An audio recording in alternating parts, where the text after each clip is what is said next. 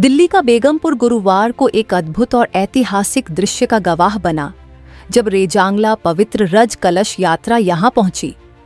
यात्रा के आगमन के साथ ही पूरा क्षेत्र तिरंगों से सजा दिखाई दिया और लोगों की भीड़ शहीदों के सम्मान में उमड़ पड़ी। देशभक्ति गीतों, जयघोष और तिरंगे की ऊंची उड़ती लहरों के बीच बेगमपुर देश प्रेम की अनोखी भावना से भर उठा। यह यात्रा 13 अप्रैल को बिहार से शुरू हुई थी, जिसका 18 नवंबर को जंतर मंतर पर समापन किया जाएगा। 1962 के भारत चीन युद्ध में रेजांगला के वीरों को स्मरण करने के उद्देश्य से पूरे देश में निकाली जा रही है।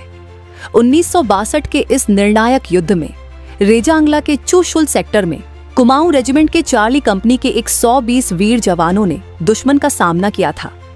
इन जवानों में से 114 जवान शहीद हो गए थे, जिनमें सभी यादव समाज से थे, जिनका नेतृत्व मेजर शैतान सिंह भाटी कर रहे थे।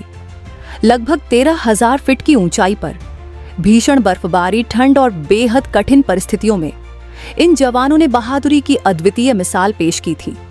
भारतीय सेना के एक जवान 10-10 चीनियों पर भारी पड़ रहा था। इस युद्ध में लगभग 114 जवान शहीद हो गए थे। कुछ सैनिक ही जीवित लौट पाए। शहीद हुए वीरों के पार्थिव शरीर कई महीनों बाद बर्फ से ढके मैदानों से निकाला जा सका।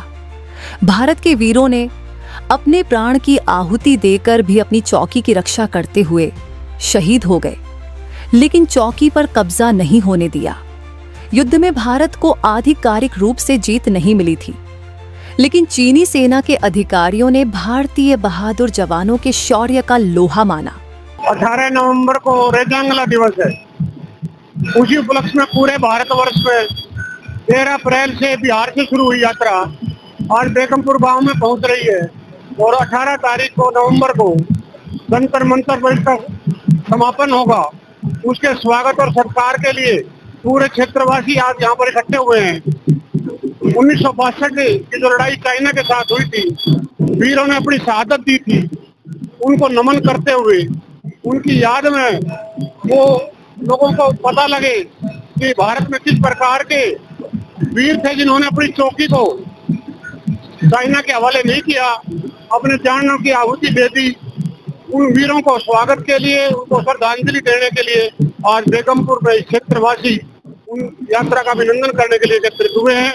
और मेरा मानना है कि अगर 1962 की लड़ाई में सभी चौकियों पर इसी प्रकार मजबूती से हमारे वीर सैनिक डटे रहते तो हमारी जो 48,000 वर्ग किलोमीटर जमीन चाइना को गई वो शायद ना जाती।